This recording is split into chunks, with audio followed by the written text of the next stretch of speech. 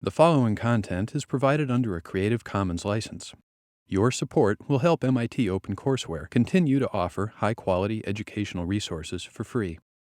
To make a donation or view additional materials from hundreds of MIT courses, visit MIT OpenCourseware at ocw.mit.edu. So I'm sitting here in Kim Vandiver's office, and actually Kim was the very first person who got what I was trying to do. I knocked on his door, basically, isn't that right? Basically knocked on your door and said, "Can I please come here and make science pictures?" This was in 1994. You were the director of the new Edgerton Center that just formed. And you said, sure, let's give it a shot. And I just started making more science pictures, and that kind of grew into something more wonderful here at MIT. So thanks, Kim, for giving us some time. We're really eager to see this little story about Doc, and certainly about the pictures that he made, what he's known for, and some of your pictures too. It would be fun to tell a bit of a story for us. Thank you. I'm really looking forward to talking with you. It should be a lot of fun. You bet. So what drew me to the Edgerton Center is that people knew about it, and that's really where very exciting photography of science was taking place. And so it was a natural place for me to at least start. Right, well, it had the Doc Edgerton history and lots of famous photographs. So. Yeah. And she didn't know me from Adam. No. I mean, I was, right? I mean, I was just the director of the Edgerton Center at the time. What gave me the impetus was that I had been playing around at Harvard with George Whiteside's work, and I did, in fact, have a very small portfolio of some pictures that I made in a science lab. And so I had something to show. It wasn't that I just came and said, hire me. No, you had the Whiteside's pictures. I had the Whiteside's pictures, and I think I might have had a cover at that point. I think you did. You had the cover of the liquids on the hydrophobic and hydrophilic surfaces. You remember? Oh, absolutely. My gosh! Yeah, but still, I'll be forever indebted to Kim for opening up the doors. That's basically what you did for me. That's what we intended to do. That's what the Edgerton Center was supposed to be for. So Doc first published his photographs in a book in the 1930s, and the first book was edited by Jim Killian, who at that time was the director of Technology Review. And he later became the president of MIT. Killian, okay, there we go. Okay. I know that name. And so Killian, and if you notice, even this one was not published in the late 70s, and again, it's still Edgerton and Killian. Interesting. So Killian edited the first 3 books with Doc. Okay. And where do you come in? And where I came in was I was a grad student here for a year in 1968, and when you come here to MIT in the 60s, you heard about Doc. He was a phenomenon at MIT. But then I left and went those 2 years in the Army, and I took up photography as a hobby, developed my own, built in Nha Trang, Vietnam in 1970 a darkroom that anybody could use, but then developed my own color slides while I was there. Kodachrome or E6? No, the that only thing couldn't have been Kodachrome. No, I think it was the only one that you could that you could get the process for. I think was Ektachrome, which is E6. Yeah, and so that I built this photo lab on my spare time in Nha Trang, Vietnam in 1970, and taught myself to develop color film, which is a painful process. Yeah, awful. Temperature controls and all of that, right? So then I show up back at MIT in January of 1972, and I'm taking my doctoral exams to qualify for the PhD program, and I was taking all these hard, dreary subjects to prepare, and I wanted to do one thing for fun, and so I went and knocked on Doc's door, didn't know him, but told him about what I had been doing and said, I really want to learn how to do strobe photography. Can I take your undergraduate course? And he said, sure, we'll let anybody in. And anybody, just even you. Yeah, right? even me, right? And so I took the subject that spring, which is called Strobe Project Lab, which we still teach today. And I was a grad student, and I'd had dozens of lab courses, and so the lab work was a lark, and it was just fun. And I just had a blast, and he needed a TA the following year, and so hired me to be his teaching assistant, and that's when we really got to know one another. What a story. A little like, not quite our story, but I met you when I too knocked on your door, right? Same door. Same door. I said, I'd right. really like to make science pictures, and you said, we'll take anybody. And at that point, you were terrific. You just said, yeah, let's see what we could do, and right. It just expanded through the years. And that's the spirit of Doc that I wanted to have in what we called the Edgerton Center. When Doc died in January of 1990, I proposed to MIT that we, as a legacy to Doc, we turn his laboratory into a place where MIT student could come knocking on the door and get help to be able to pursue hands-on experiential projects that they wanted to do. And that was the beginning. That was the beginning, and the Edgerton Center was formally founded in August of '92, and so now we're pushing 25 years. That's right. You might have a celebration at some point. Yeah, we ought to think about that. So we're almost 25 years old, and the initial vision was to have it continue to be a go-to place for know-how in high-speed photography. So we continue to teach the subjects. We continue to do a professional development course in the summer, and it's the go-to place. No question. So we hoped, we try to still do that, but we also wanted to help MIT students who had projects that they wanted to work on outside of the classroom. Right. And so today, the way that is embodied in the Edgerton Center is we sponsor about a dozen student clubs and teams that build stuff. So the solar electric vehicle team, an underwater autonomous vehicle team, Formula SAE, robotics, aerial vehicles. Wow. A team that rides coast to coast called Spokes they ride bikes across the country in the summertime, stopping along the way to teach middle school lessons in science. Oh man, I love that fun? That. It's wonderful.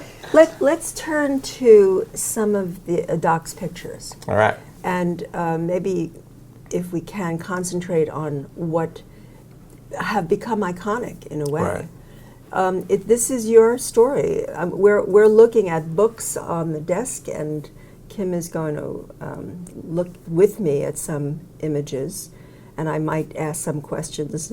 We'd like to teach our students taking our course, we'd like to introduce them to some of the techniques. We don't want to go too deeply because we're not actually doing this in this course.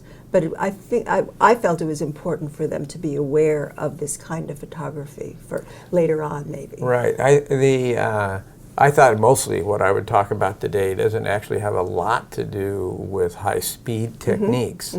It has more to do with why was Doc a great photographer? Okay, great. Let's go. And that's relevant to all of anybody who's trying to take a picture, right? Absolutely. So I'm going to do it a little bit chronologically. Absolutely.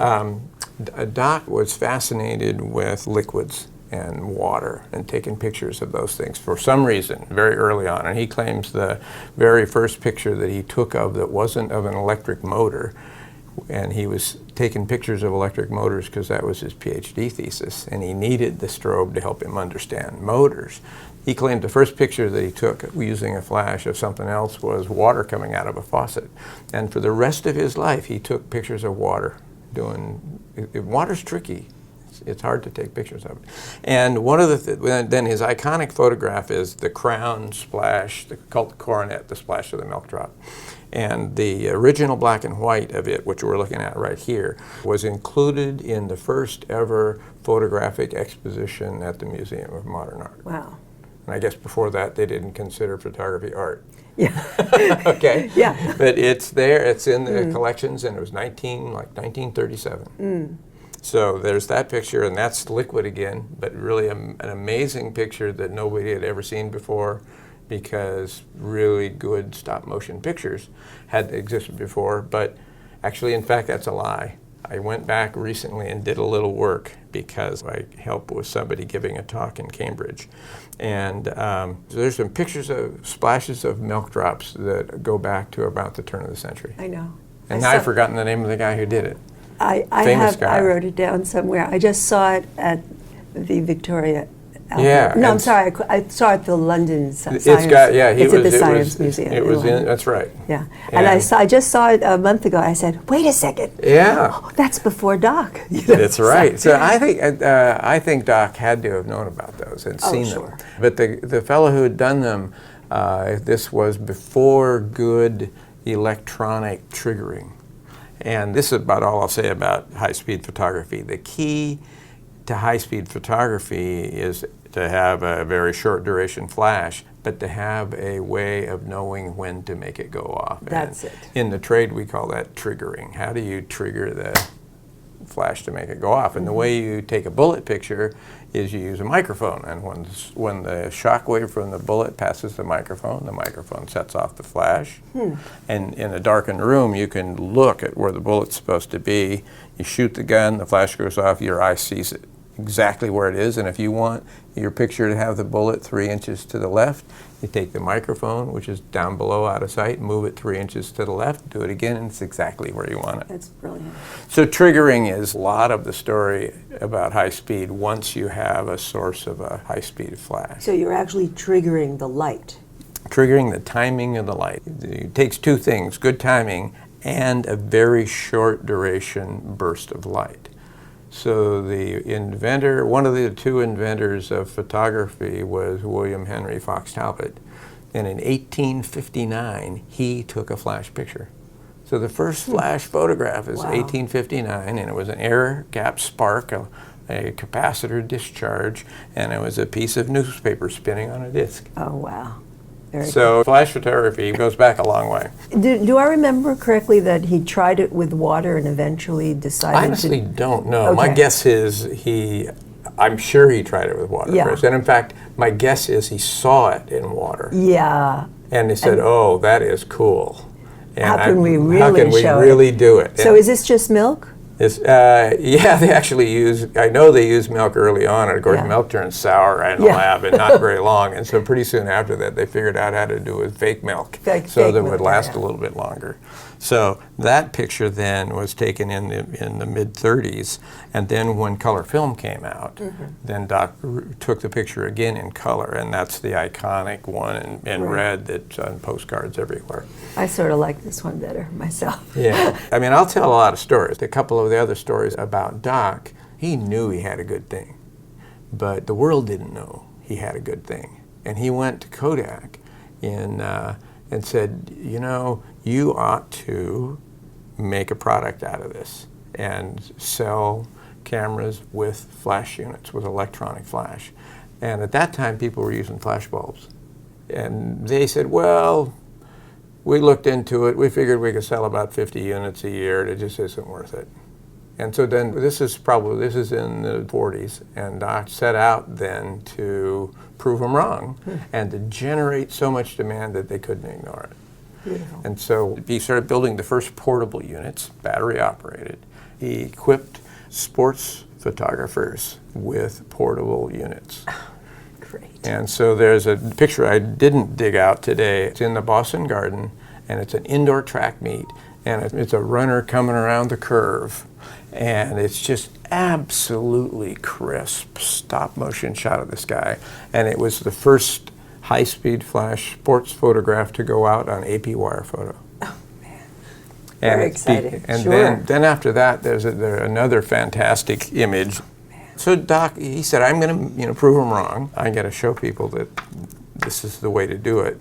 And the other picture that I didn't pull out today is the absolutely classic sports shot, which is the knockout punch from Joe Louis. Oh, yeah. It's the Joe Louis shot, which is, when that went out on AP, that was a showstopper picture. Okay, there we go. And that is the Chilean Arturo Godoy in 1940. Can you imagine seeing something like that for the first time? Yeah, opening up a whole new world. So it didn't take, I think, too many pictures like that. No, that's all you need, right. The photography industry started to say, oh, there's something important here. Right, so then he got fascinated, really fascinated with speed, and what would impress people more than to be able to stop a bullet in flight. I think that Doc just said, we got to do that. And so he took lots of bullet pictures. So people know pictures of bullets through apples and all sorts of things. And people are doing it in classes. And we do it we teach show our students how to take a bullet picture every year because it's just so cool, right? But the picture that I pulled out to talk about is a picture that has 3 balloons in a row with a bullet passing one after another through the third. And so the first one is in almost complete disintegration. The second one is partially gone, and the third one has just barely shown the effects of being shot. This essentially, in a single photograph with a single flash of light, does a wonderful job of showing the passage of time. So I think this was just a brilliantly crafted photograph to tell a story in a single picture. That's mind-blowing. He was really clever at that kind of thing. He got it. So very exciting. Yeah, and then he took lots of bullet pictures, but this is one of my favorites because it was so cleverly done. And this was before the development of high-speed, multiple flash cameras. So Doc his contribution to high-speed photography was the perfection of 2 things: the electronic controls. So you had transistors and modern things that you could switch current very quickly, and also very short duration sources of light, and in particular the xenon flash tube, which is in every camera that you buy. So he perfected the xenon flash tube, which gives out very bright daylight color spectrum light in a very short duration. Kim, around what year are we talking about, roughly?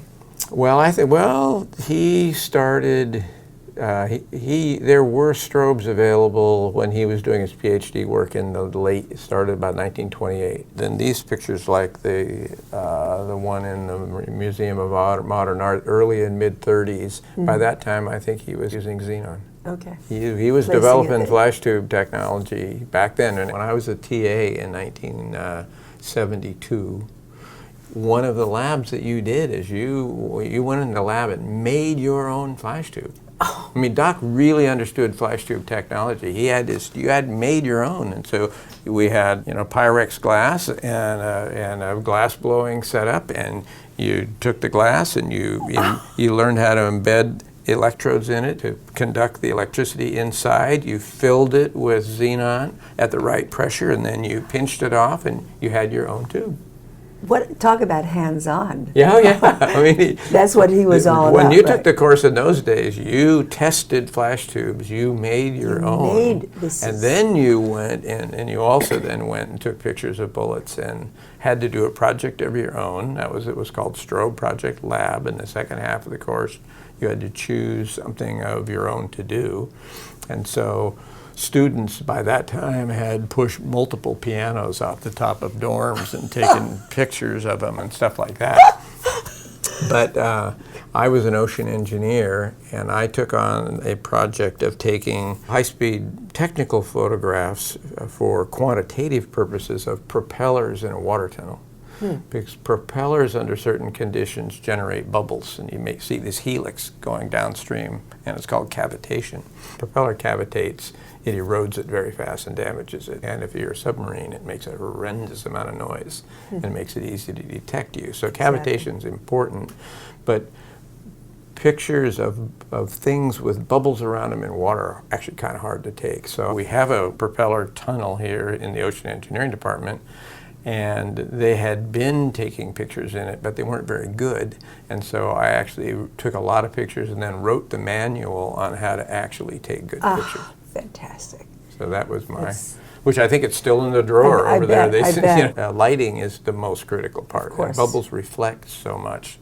And the windows, you got to take pictures through windows, which is a problem, right? Major problem. Yeah, right. So you learn all about how to take the things that reflect on you, and bubbles reflect like crazy. So getting the lighting, the exposure correct is a tricky part. We talk a lot about that. The thing, Doc was an opportunist, but he was also very creative. And another thing that Doc did, he was an MIT professor, and to this day, high-speed photography's probably greatest use is in industrial settings. Doc soon was sought out by people in industry to use high-speed photography to troubleshoot. And so he actually, all through his life, he did a lot of what turned out to be really interesting consulting jobs. So he was always carrying his camera. And he would take pictures of opportunity just when he thought they were just really cool pictures. And this is one of my favorite ones. This shows a mill worker sometime in 1937. And it was probably, this is a paper mill. And paper mills are notorious for, have you ever seen a newspaper being printed or something like that? The paper's just screaming across rollers at very high speed. And if something goes wrong, you get an enormous mess in a hurry. And it's going so fast, the paper's moving so fast, you can't see with your eye what the problem is.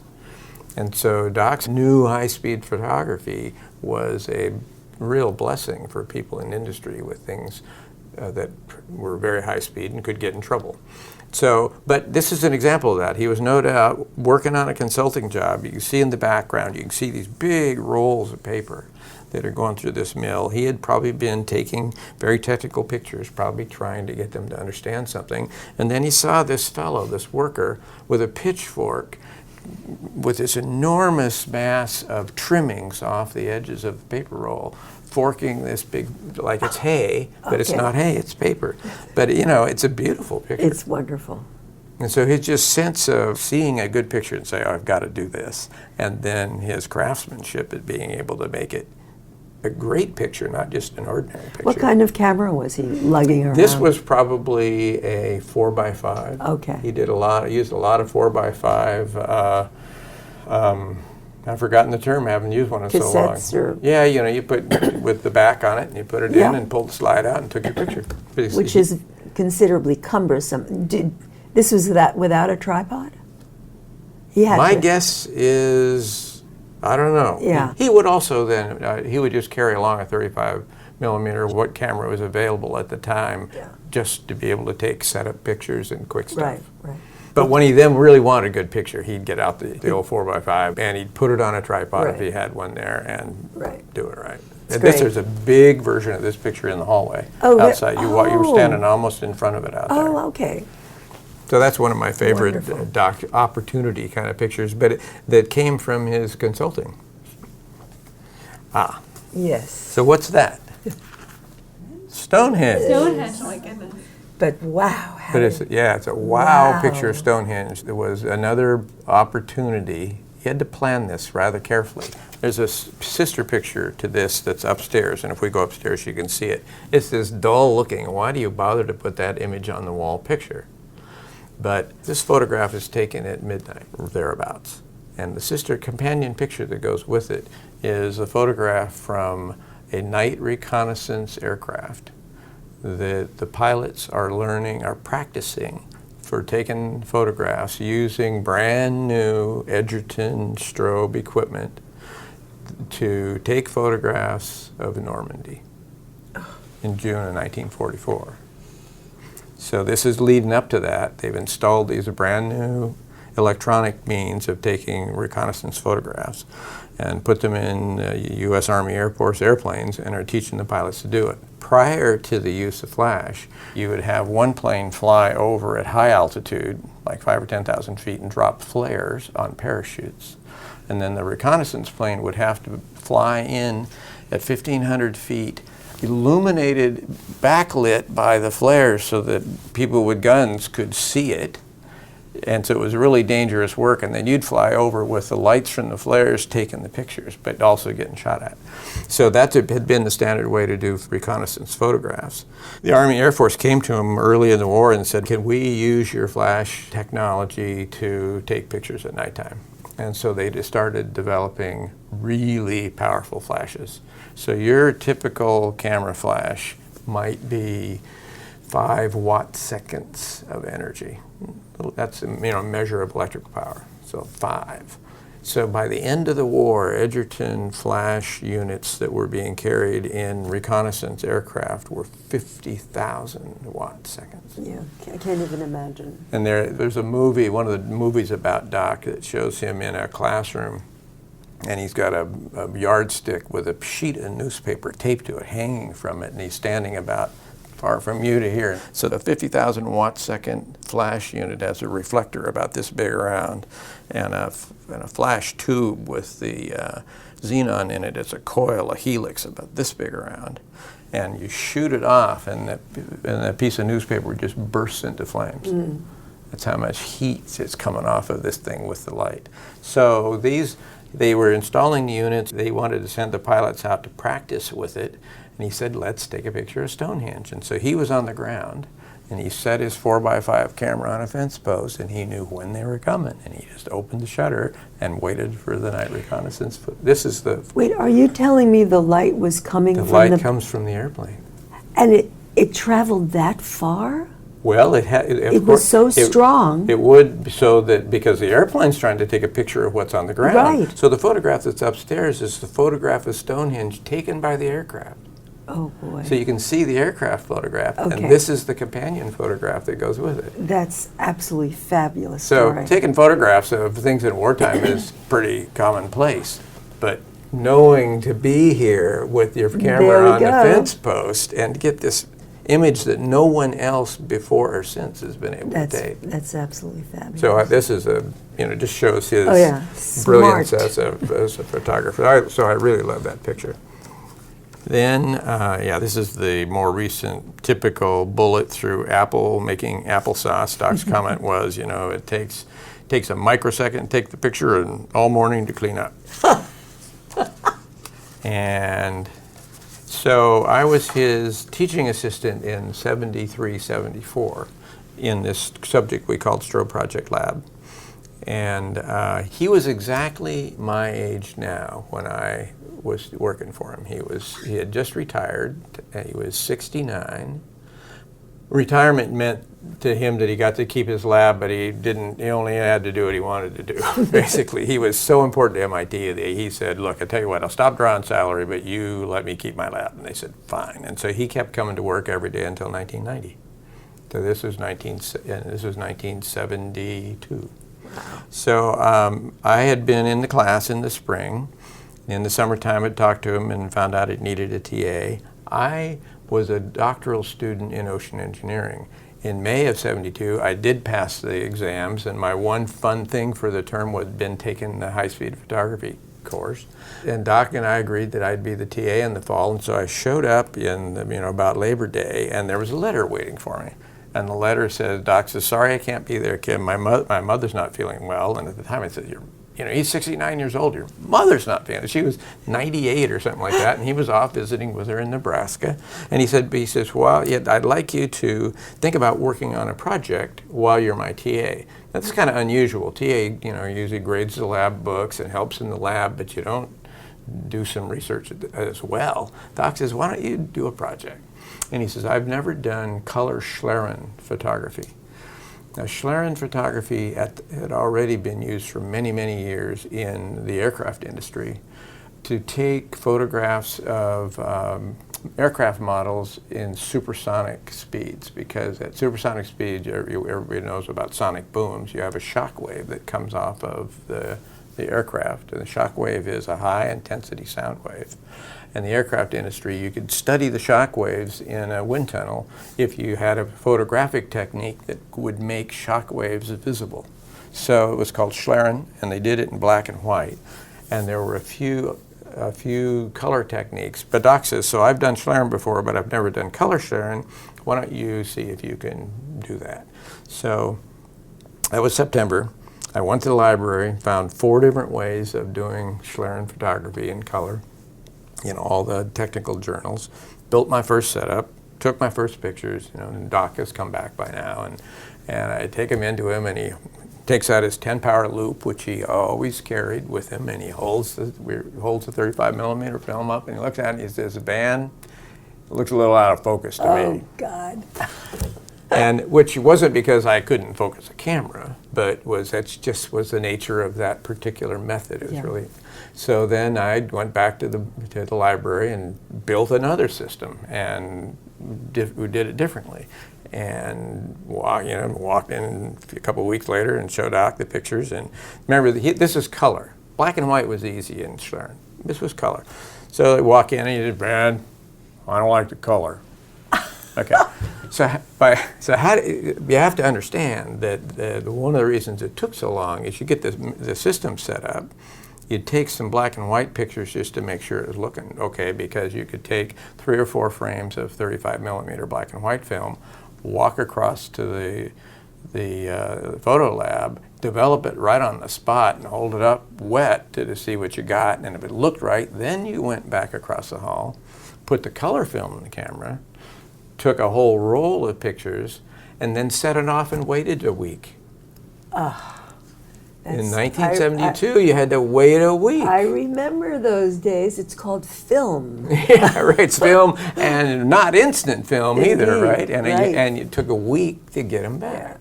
Yeah. So that was all part of the process. So it wasn't until December or so, I was getting pretty frustrated, and I found an article in Scientific American. And there was a fellow by the name of C.L. Stong, who for decades had a column in Scientific American called The Amateur Scientist. And it was basically the do-it-yourself science column in Scientific American. And he would accept contributions from people and choose which ones he liked. And each month there'd be another, build your own radio, or do this or do that. And there was an article on a new way to do color Schlerren. And it had been developed by a graduate student at the University of Tennessee, a guy by the name of Gary Settles. And he hadn't done the high-speed photography part, but he had come up with a better way to do the color. So I built that, and I took the pictures, and I had 3 or 4 of them. And I think one of the earliest pictures I took was very much like this one. And I walked into Doc's office one morning, and I handed him the 35-millimeter color slide, and he looks up and he says, Van, I think you've got it. Oh my gosh, hallelujah. You must have felt September, October, November, December, January. Whoa. But then once he saw a picture like this, we knew we had it, and so then he just encouraged me to take pictures of everything under the sun. And so we just tried all sorts of stuff. So we're seeing, am I right, we're seeing changes in index of refraction? Yeah, so color Schlerren allows you to see changes in index in a transparent medium. Mm-hmm. So water, air, anything that light will pass through, you can take a Schlerren picture of it. So this is a candle. This is just the ordinary hot air above a candle, which you normally can't see except as kind of a mirage effect, like when you're looking down the highway in the desert. And this is a .22 caliber bullet, and this is the shock wave that accompanies it. And the amazing thing about shock waves is they make kind of a V, and the angle of the V, 1 over the sine of this angle, is the Mach number. Oh, so if that angle's 30 degrees, sine of 30 is a half, 1 over a half is 2. That bullet is traveling Mach 2, or twice the speed of sound. That's fabulous. So in pictures like this, there's a lot of really interesting, fun physics and things to talk about. The color in this particular Schlerren technique, the color you see tells you the direction in which the light was refracted. So this is a little bubble, just a ball of hot air. It's hottest in the center, and it's cooling radially in all directions. The temperatures are dropping, so the the index of refraction is increasing radially in all directions. So if the light ray goes into the upper part here, light bends toward increasing index. Up here, the light was bent up. Here it was bent to the right, here it was bent to the left, and in there it was bent down. So up is yellow, down is blue, left is green, right is red. Yeah. So this is highly informational. Lot of really cool information. Besides being stunning to look at. So, and then you look at a picture like this, you can see the candle flame nicely. Yes. Now that's self-illumination. That light is coming from the flame.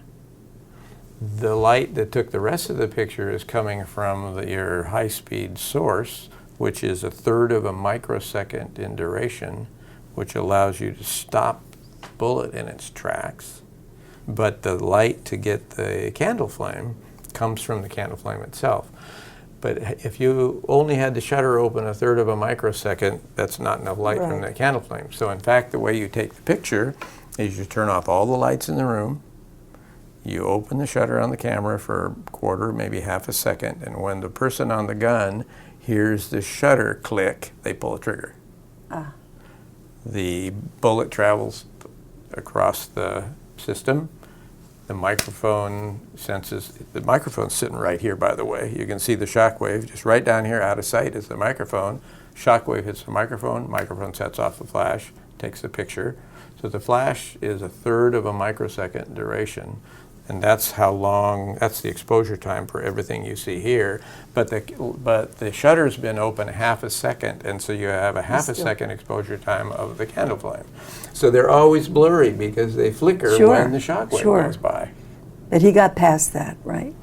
Oh yeah, well, and that's a sparkler. So if you knew what your shutter time was, your exposure time, let's say it was 1/8 of a second or something, or maybe less, these little trails are the sparks. You can figure out how fast they're going. Oh gosh, of course. Right, so if you know how long, this is then a time exposure of the trail of a spark as it travels through the air. Like subatomic particles. Yeah, it's sort of like, in a way, it's kind of like a a smoke chamber. So actually, here's one of my favorite pictures of my own stuff, and I'll talk about both of these. This is a picture just of a soap bubble, and it's just about life size. And soap bubbles in Schlieren systems turn out to be really interesting. You see things you don't normally see. So this is a rubber hose that was dunked in the soap solution, then you blow on the end of the hose to make the bubble. These are little streamers of soapy solution that are actually flowing on the surface of the bubble. And they do most interesting things. They go along and then they divide and then they divide again. And a movie of this is just fascinating. You can, in a picture like this, if you look carefully, you can actually see this is shock wave, but that's reflected shock wave that has actually hit the rubber hose and bounced off. And down here, there's an arc. That's sound that's been reflected off the bubble. So bubbles were a lot of fun.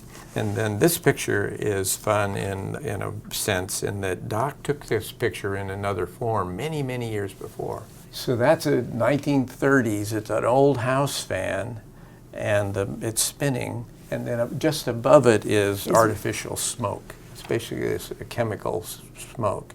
And as the propeller blade passes by, off the tip of any surface that's generating lift, there is a vortex. And he put the smoke there so it gets sucked into the vortex and shed downstream as a helix.